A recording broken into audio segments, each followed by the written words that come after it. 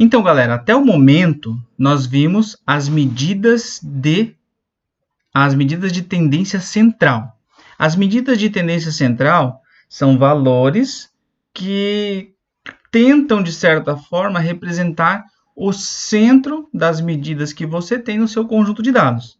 Agora, as medidas de variação ou medidas de dispersão, que nós vamos ver agora, elas são medidas que elas indicam o quanto que os meus dados estão dispersos, ou seja, o quanto que os meus dados estão distantes ou não das minhas medidas de tendência central, em especial da média dos dados.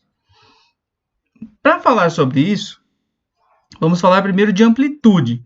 O que é a amplitude de um conjunto de dados? Ela é a diferença entre o máximo e o mínimo do meu conjunto de dados, ou seja, a diferença entre o maior valor e o menor valor. Como a amplitude ela usa apenas os valores de máximos e mínimos, ela é muito sensível a valores extremos. Por exemplo, a amplitude do número de acertos em uma prova de 50 questões. Então, eu tenho que pegar aqui qual é o menor dos dados. 7. Qual que é o maior? 45, 47, 47.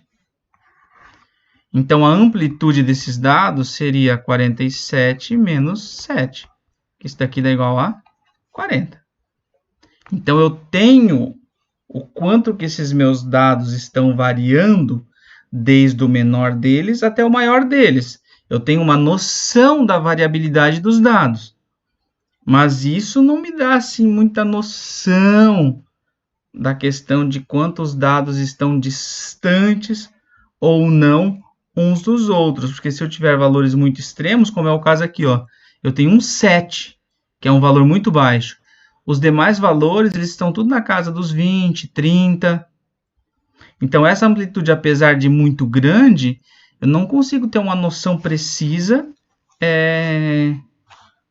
da dispersão desses dados. Um outro exemplo aqui, ó, a idade de um grupo de pessoas. 4, 3, 4, 3... 4, 3... É a idade. 43, 43, 43 e 21. Então, o maior dos dados é 43, o menor é 21. 43 menos 21 vai dar uma amplitude de 22. Mas vejam só, eu tenho 3 dados de 43 e um dado de 21.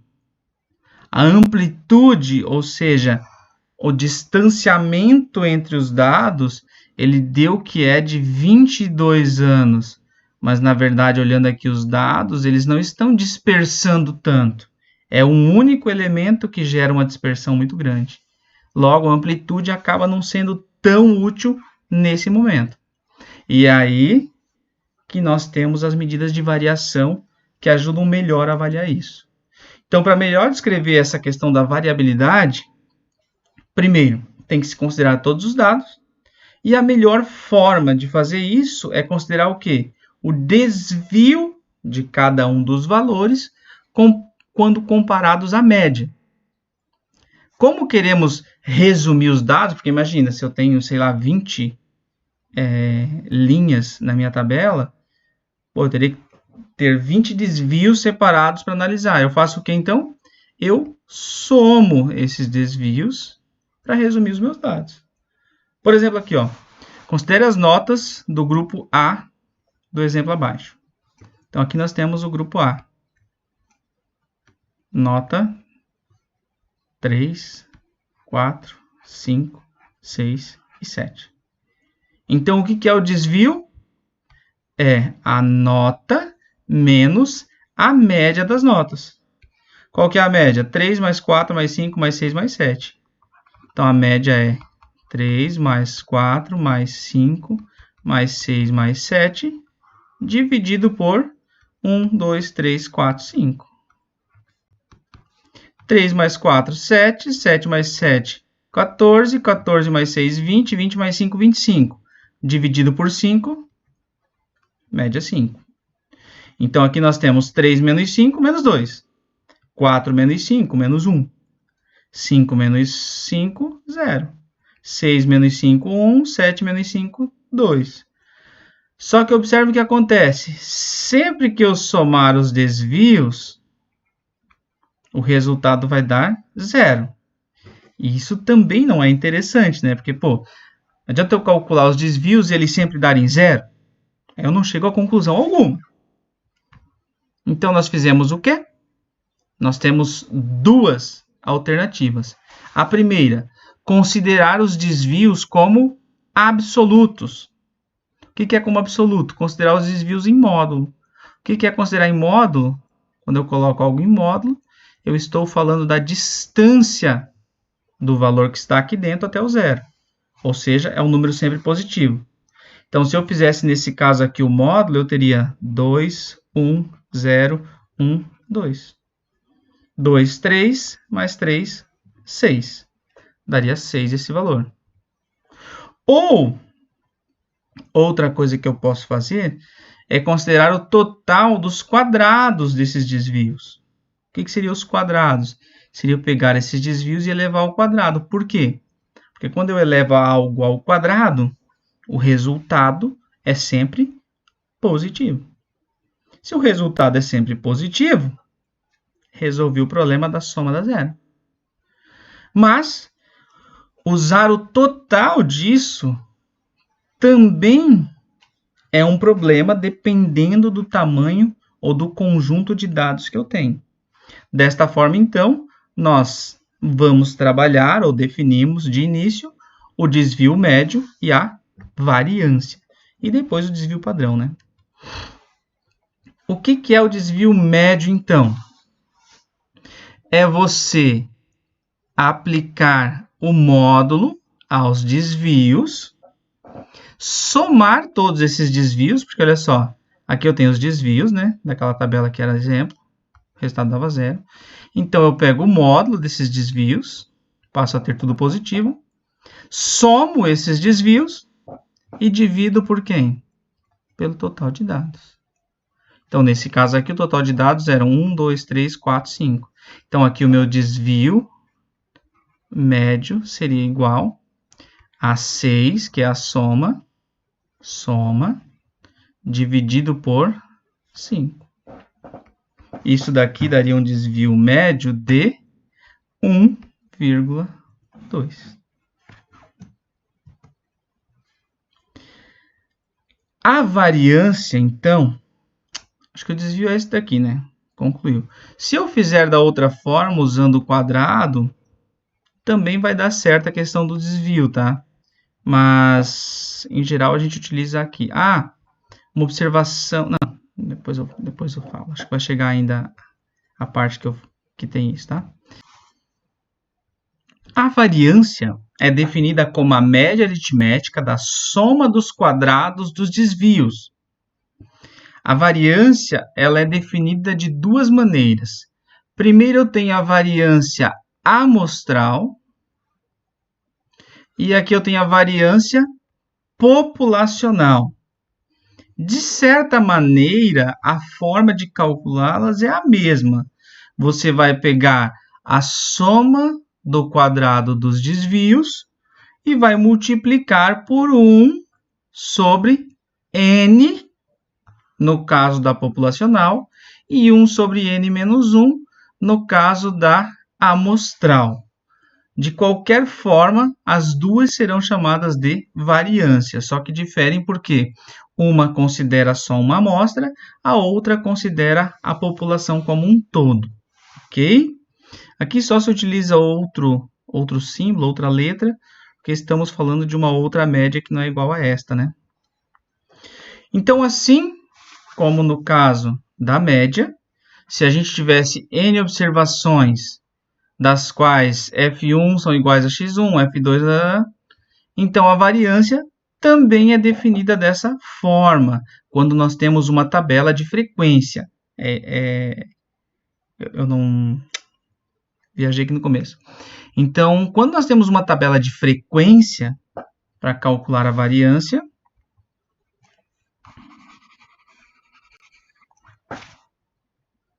Então, a variância ela é definida como a média aritmética da soma dos quadrados dos desvios. A variância de N observações de uma certa variável aleatória, ela pode ser definida de duas formas. A variância amostral ou populacional. O que basicamente as difere? O que difere uma da outra? O valor por quem você vai dividir a soma dos desvios, certo? Na amostral, você divide a soma dos desvios por n-1. Na populacional, você divide por n. No caso da variância em uma tabela de frequência, para você calcular essa variância, segue uma ideia semelhante ao cálculo da média. Então, você vai fazer o quê? Você vai multiplicar os desvios justamente pela frequência. Então, eu tenho lá uma tabela de frequência e o dado 12, ele aparece 5 vezes. Então, você vai fazer 5 vezes aquele desvio padrão, ok? Eu posso fazer utilizando esta fórmula ou esta fórmula alternativa. De qualquer maneira, as duas chegam no mesmo resultado, até porque o objetivo delas é o mesmo, né? Por exemplo, aqui, considere a tabela de frequência abaixo e a média 1,65. Então, aqui nós temos o valor menos a média. Então, 0 menos a média dá menos 1,65. 1 menos a média, menos 0,65. 2 menos a média, 0,35.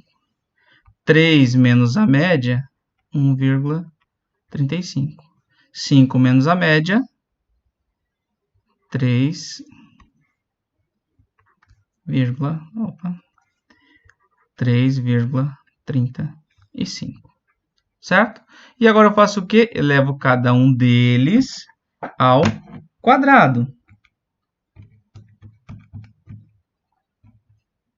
Então, aqui nós temos 1,65 ao quadrado dá 2,7225. 2,7225. 0,65 ao quadrado, 0,425. Aliás, 0,4225. 0,35 ao quadrado, 0,1225. 1,35 ao quadrado, 1,8225.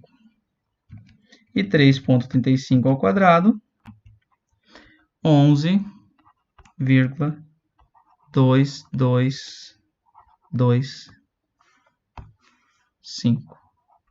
Então, aqui nós temos o quê? Os desvios ao quadrado. Então, como que nós fizemos o cálculo da variância agora? Nós somamos estes caras, 2,7225 mais 0,4225 mais 0,1225 mais 1,8225 mais 11,225. Isso daqui ao todo dá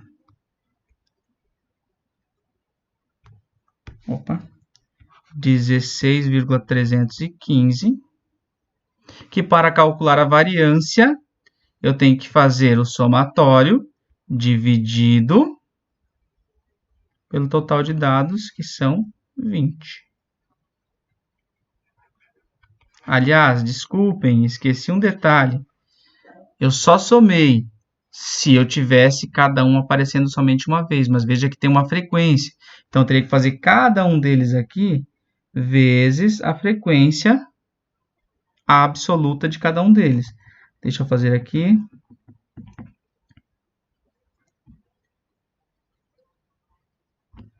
Então, vamos lá. Aqui seria 4 vezes. Aqui seria 5 vezes. Aqui seriam 7 vezes. Aqui 3 vezes. E o último é uma vez só, né? Ok, então essa soma toda, ou seja, frequência vezes desvio. Frequência desvio ao quadrado, frequência desvio ao quadrado, daria uma soma total de 30,5525. Isso daqui tudo eu divido pelo total de dados, que são 20. Então, eu faço isso daqui dividido por 20. Isso daqui vai dar aproximadamente 1,53. Então, a variância, nesse caso, é 1,53. Quando eu falo da variância, que tem lá o símbolo do sigma ao quadrado, ou do S ao quadrado, esse S ao quadrado, esse sigma ao quadrado é igual à variância. Eu não passo esse quadrado como raiz, ok? Aqui, então, só para deixar o exemplo, o resultado que a gente tinha aí, né? Aqui eu coloquei uma questão de 3 casas decimais, que daria 1,53 aproximadamente, certo? Aqui só mais um exemplo, então, quando eu tenho os meus dados organizados por classes. Então, eu teria que fazer o quê? Calcular a média de cada classe, calcular o desvio em relação a esse termo médio da classe, ou seja, encontrei o termo médio da classe, vou calcular a média desses dados. Calculei a média, aí eu faço a média menos o 6. Tá aqui. A média, o 10 menos a média, está aqui. O 14 menos a média, está aqui. Faço os desvios normalmente. Só o único passo a mais quando eu tenho uma tabela organizada por classes é que eu tenho que pegar o ponto médio dessa classe, ok? A variância, então, como eu falei antes, ela, quando é amostral, ela é considerada um estimador da população, um estimador não viesado, que a gente diz, né? Da variância da população total. Ela geralmente é utilizada em vários métodos estatísticos, principalmente ela é caracterizada como uma distribuição de probabilidades. No entanto, as unidades da variância são diferentes das unidades dos dados originais. São medidas ao quadrado, ou seja, quando eu estou calculando variância, eu estou trabalhando com a medida ao quadrado. Então, por exemplo, se eu tenho medidas ao quadrado, eu estaria obtendo, digamos assim, centímetro ao quadrado, milímetro ao quadrado e aí por diante, quando eu calculo a variância. Então, para resolver esse problema e tornar ainda o resultado mais transparente possível, a gente faz o quê? A gente pega a variância e tira a raiz quadrada dela. E aí a gente obtém o desvio padrão. Lá naquele nosso exemplo anterior, aqui, ó, que deu 1,53, então, se eu fizer a raiz quadrada disso, raiz quadrada de 1,53, eu teria o desvio padrão, que seria aproximadamente 1,237. Então, o desvio padrão daquela situação lá seria 1,237, aproximadamente, né? Não seria um valor exato. As propriedades, então, do desvio padrão. Ele também é uma medida de variação. Ele é sempre positivo ou nulo. E, no caso do desvio padrão, quanto mais próximo o valor estiver de zero, quer dizer que mais homogêneos são os dados que você está analisando. Quanto maior o valor do desvio padrão, significa que menos homogêneos são os dados. Então, de certa forma, ele te dá uma certa confiabilidade dos dados que você tem. Porque quando você tem dados muito distantes um do outro, você não tem uma confiabilidade muito interessante naqueles dados. Valores mais distantes da média têm desvio padrão maior. Valores próximos da média têm um desvio padrão menor. A unidade de desvio padrão, então, ela é a mesma da unidade que você começou a análise. A inclusão de valores extremos afeta, então, drasticamente, como eu falei, o desvio padrão, né? Então, só eu não vou resolver esse exemplo aqui agora, depois eu faço um vídeo de resolução, mas os dados abaixo se referem ao percentual de cobertura de vegetação em 2 áreas de uma floresta. Calcule o desvio padrão para as 2 áreas. Ao calcular o desvio padrão, tanto desta área quanto desta área, eu vou obter o quê? Informações sobre a questão da cobertura da vegetação. Então, se a questão da cobertura aqui for mais homogênea, significa que, em geral, a cobertura lá na região está semelhante. Se houver um valor muito alto para desvio padrão, significa que a questão da cobertura lá está muito discrepante, ou seja, tem áreas com muita vegetação, tem áreas com uma grande quantidade sem vegetação, certo? Então, eu consigo concluir que não tem homogeneidade naquela área.